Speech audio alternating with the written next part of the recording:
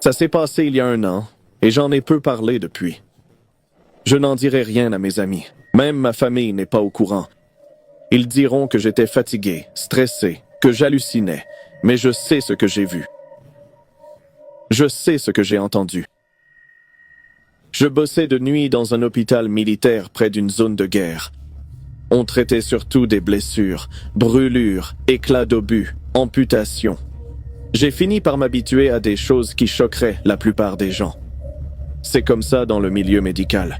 Au bout d'un moment, on bosse comme des machines pour faire son boulot. La nuit était calme jusqu'à 23h50 quand un civil est arrivé aux urgences. Pas de nom, pas de plaque. Son corps était très abîmé, mais c'est son visage qui m'a marqué. Le côté gauche était déchiqueté, brûlé, sans œil, les dents apparentes. On aurait dit qu'il avait été pris dans une explosion. Quand on l'a amené, son corps tremblait encore. Il pleurait et criait sans cesse. Il émettait des sons, pas des mots. La douleur était indescriptible. Stabilisé, on l'a mis en 206 pour la nuit. Manque de personnel, je devais rester avec lui jusqu'au matin. Je n'étais pas si fatigué, vraiment. J'avais connu pire comme garde. Chaise au lit, vitaux vérifiés, lumière baissée. Ses sanglots étaient faibles et rauques. Trop faibles même pour crier, on dirait.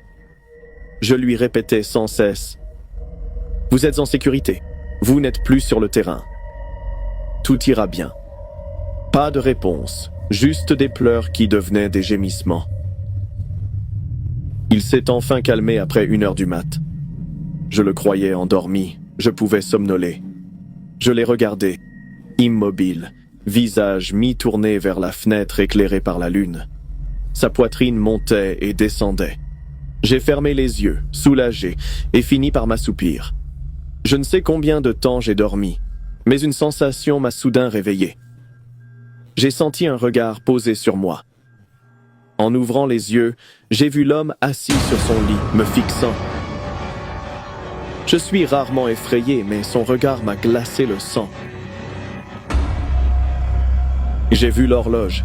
Il était 3h30 du matin. Au clair de lune, son visage était 10 fois plus effrayant. Son œil valide était grand ouvert. D'une voix tremblante, j'ai demandé « Vous avez besoin de quelque chose ?» Il m'a souri, d'un air sec et brisé. Il a pris une grande inspiration et répondu « Toute ma douleur a disparu. » Sa voix était froide et rauque, mais son ton semblait libéré d'un grand poids. Mes mains s'engourdissaient en l'écoutant parler. J'ai essayé de garder une voix stable en bégayant. « D'accord, c'est excellent, mais vous devriez vous allonger. Je vais appeler le médecin. » Quand je me suis levé pour prendre le téléphone, il a ri. Ça a commencé doucement. Le bruit est devenu plus fort, plus tordu et inquiétant.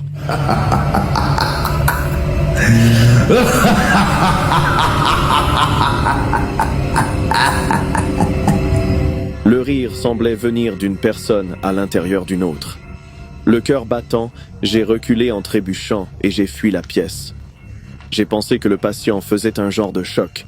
J'ai couru dans le couloir et trouvé Dr Karim, le médecin de garde. Il est revenu avec moi. Il m'a demandé si j'avais dormi et m'a dit que j'avais l'air pâle.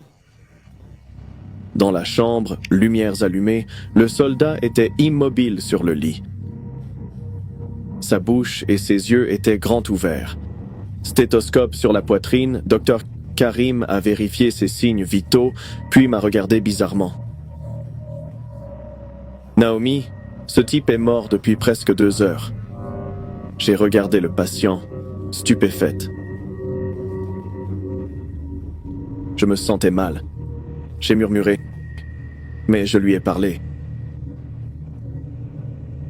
Il s'est levé. Il m'a même souri. « Docteur, il a ri. Il a dit qu'il n'avait plus mal. Je le jure sur Dieu. » Mais Dr Karim m'a regardé comme une grand-mère délirante racontant des absurdités. « Naomi, vous travaillez trop. Prenez donc un peu de repos. J'informerai la morgue de s'occuper du corps. » Et il est parti comme ça. Je suis resté là, fixant le patient mort devant moi quelques minutes, puis je suis rentré sans rien dire à personne à l'hôpital. Sur le chemin, je débattais si c'était un cauchemar ou une sombre réalité. Mais je sais ce que j'ai vu. Cet homme est revenu, a souri et m'a dit ces mots, même si ce n'était qu'un instant. On m'a dit de prendre une semaine de congé. Oui, je l'ai fait. Après cette nuit-là, je ne suis jamais retourné dans la chambre 206, même pas pour y jeter un coup d'œil. Plus tard, j'ai consulté les dossiers de l'hôpital. Personne n'a pu le retrouver. Pas de nom, rien. Personne n'est venu réclamer le corps. 3 jours après, ils l'ont enterré dans une tombe anonyme près de la base militaire. Je me demande si j'étais la dernière à le voir vivant ou la première à le voir devenu quelqu'un d'autre. Avant de commencer, je vous invite à vous abonner à la chaîne. Il s'avère que la plupart d'entre vous qui me regardez ne sont pas abonnés. Si vous aimez le contenu et voulez soutenir la chaîne, abonnez-vous et cliquez sur la cloche. C'est gratuit et vous pouvez toujours changer d'avis plus tard. Je suis Mira et je vis dans un petit village près d'une forêt où la fumée des bois embaume l'air, où les vieilles mettent du sel aux fenêtres contre les esprits, où on prie sans cesse pour le retour des fils partis. Mon mari, Arav, était militaire. Arav, un homme fort et doux, recueillait les chiens errants et s'émouvait aux chants patriotiques. On était mariés depuis moins d'1 an quand il a été déployé. Je revois ce dernier matin, son uniforme impeccable, ses bottes lustrées et son sourire nerveux cachant quelque chose. Le télégramme est arrivé 8 mois plus tard. C'était au crépuscule. Un homme en uniforme attendait devant chez moi, le visage impassible. Il n'avait pas besoin de parler. J'ai vu le papier plié dans sa main et je me suis effondré au sol. Mes genoux ont cédé avant qu'il ne parle. Nous regrettons de vous informer. Je n'ai rien entendu après. Mon esprit s'est vidé. On dit que je me suis évanoui. Kavya, ma sœur, m'a trouvé par terre, froide et respirant à peine. Elle a passé la nuit à me border, me donner de l'eau à la cuillère et me brosser les cheveux comme une enfant. Bien qu'éveillé, je ne ressentais rien. Cette torpeur qui enveloppe vos os et semble éternelle, c'est tout ce que je sentais. Je me souviens d'avoir entendu l'horloge cette nuit-là. Je me rappelle m'être couché sans écouter la voix de mon mari. La maison était trop silencieuse pour moi. Je me suis finalement endormi après minuit. Vers 2h30, j'ai entendu Arav m'appeler. C'était si doux que je l'ai pris pour le vent. Mais je l'ai entendu à nouveau.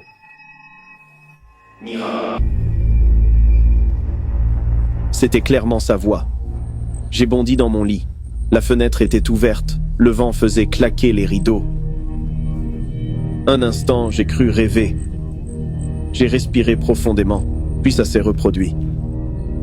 Mira, viens ici. Sa voix résonnait dans la nuit, m'appelant de la lisière des arbres. J'aurais dû crier, j'aurais dû fermer la fenêtre et retourner au lit, mais mon chagrin parlait plus fort que ma raison, s'il y avait la moindre chance. J'ai mis un châle et suis sorti pieds nus dans la nuit. L'herbe était froide et humide. La lune argentait le chemin vers la forêt. Tout le reste était immobile, même les insectes se taisaient. Mes pieds avançaient, attirés par cette voix. Mira. Toujours plus loin dans les bois. Le silence aurait dû m'alerter. Ni animaux, ni oiseaux. Juste un calme artificiel. C'est là que je l'ai vu, à quelques mètres, derrière des arbres. De dos, immobile, mais sa silhouette était reconnaissable. La coupe de son uniforme, ses épaules tombantes, ses bras légèrement pliés au coude, comme Arav quand il réfléchissait profondément. Mon cœur a failli s'arrêter. Arav, où es-tu? Ai-je chuchoté. Il n'a ni répondu, ni bougé. Je me suis approché, murmurant son nom, les larmes montant. Il s'est tourné lentement, et j'ai senti quelque chose se briser en moi. C'était lui, mais en même temps, ce ne l'était pas. La moitié de son visage était pourrie, la peau flasque, exposant sa pommette. Ses yeux avaient disparu, laissant 2 orbites vides luisant au clair de lune. Pourtant, il me fixait avec une douleur indescriptible. Il semblait vouloir s'exprimer, mais ne savait plus comment.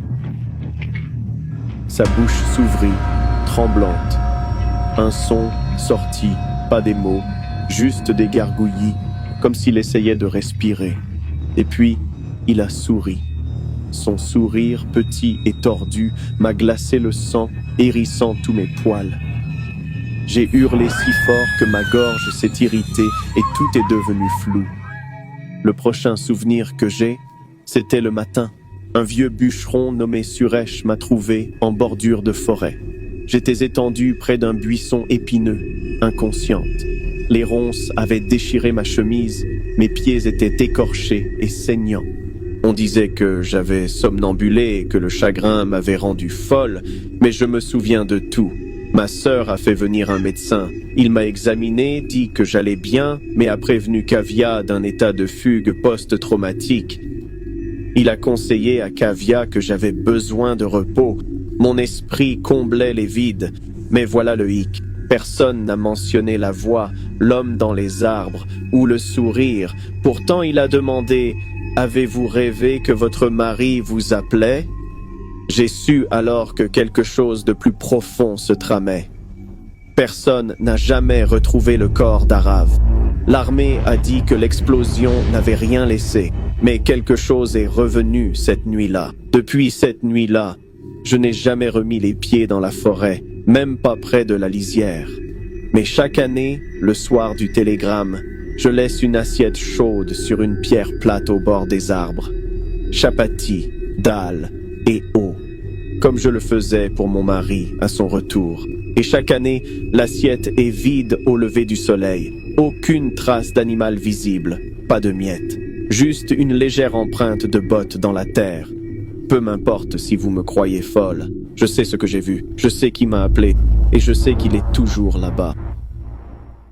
Avant de commencer, je vous invite à vous abonner à la chaîne. Il s'avère que la plupart d'entre vous qui me regardez ne sont pas abonnés. Si vous aimez le contenu et voulez soutenir la chaîne, abonnez-vous et cliquez sur la cloche. C'est gratuit et vous pouvez toujours changer d'avis plus tard. Ça s'est passé lors de notre sortie de 4e l'an dernier. L'école a organisé ce voyage éducatif et fun à un musée militaire pas loin. Le musée était construit sur un vrai champ de bataille historique. J'étais pas intéressé, mais avec Georges, on pensait sécher les cours ce jour-là. On ne savait pas que ça allait être notre expérience la plus flippante. Le musée semblait juste un autre endroit barbant à visiter.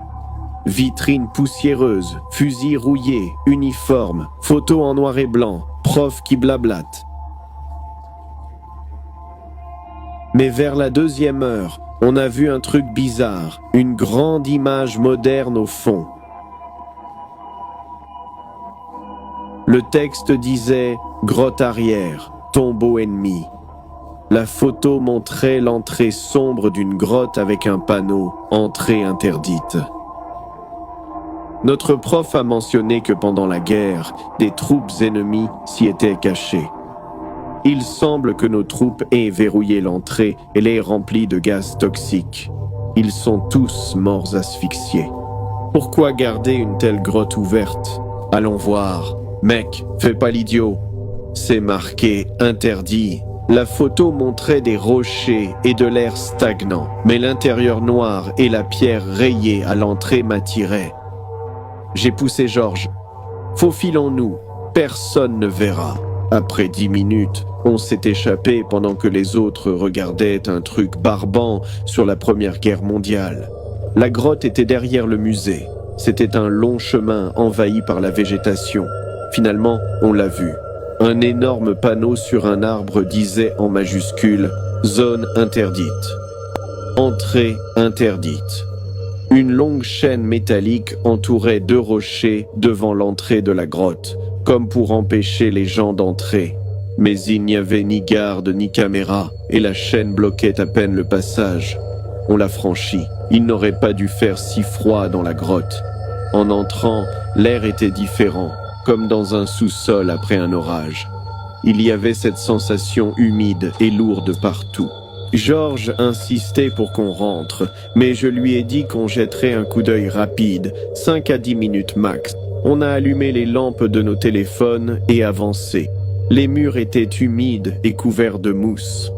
On a vu de vieilles caisses cassées, des bottes usées et je vous jure, de vrais os. On ne savait pas si c'était des os d'animaux ou d'humains. Soudain, Georges a pointé le mur le plus proche. Regarde là-bas. Les murs avaient de profondes rayures. Ces marques ressemblaient à des griffures faites dans un état de désespoir et de douleur. Certains avaient même de vieux clous humains plantés dans la pierre. À cet instant, être dans cette grotte semblait une très mauvaise idée. Mon instinct me criait qu'on ne devrait pas être là. Georges et moi avons échangé un regard inquiet et fait demi-tour. On a fait 2 pas quand Georges m'a agrippé, murmurant « T'as entendu ?» J'ai perçu aussi un bruit de mastication gluant tout proche. Tremblant, on a pointé nos lampes vers l'origine du son. Une silhouette accroupie à 10 mètres, dans un coin de la grotte. Pieds nus, pantalon militaire en lambeaux, torse nu, peau fondue. Il avait quelque chose dans la bouche. Un oiseau ou un rat, peu importe, il le dévorait. On entendait le sang et la chair écrasés par ses dents. La peur nous paralysait. Lentement, l'homme s'est tourné vers nous. Le visage de la créature n'avait rien d'humain. Ses yeux étaient vitreux, l'un presque disparu. Sa mâchoire pendait, anormalement lâche. Ça m'a rappelé le film Resident Evil. Il nous a fixés, puis a avalé le morceau de chair pendant de sa bouche. Ensuite, je me souviens juste de Georges hurlant et d'étalant. Je n'ai pas attendu non plus. J'ai foncé hors de la grotte. Derrière, j'entendais ses grognements, comme s'il suffoquait en se traînant. On a couru jusqu'à voir la lumière. On a foncé, dépassé la chaîne, sans même reprendre notre souffle. Georges s'est évanoui. J'ai suffoqué et suis tombé à genoux. De retour au musée, on était trempés de sueur. Évidemment, personne ne nous a cru. Les profs nous ont engueulés d'y être allés. Le personnel du musée nous a dit qu'on s'était fait peur tout seul, car ils avaient vidé la grotte il y a des années. Personne ne peut survivre là après l'attaque au gaz. Mais Georges et moi, on est sûrs de ce qu'on a vu. Cependant, Georges et moi avons développé notre propre théorie. Et si quelqu'un avait vraiment survécu à l'attaque, des heures de lutte l'ont peut-être adapté à l'air toxique. Peut-être qu'il n'est pas mort, mais a subi un sort pire. Il aurait pu devenir autre chose, qui semble humain, mais ne l'est pas. Depuis, j'ai la trouille de rester dans le noir. La nuit, quand je me réveille et regarde les coins sombres, je jure le voir assis là, souriant.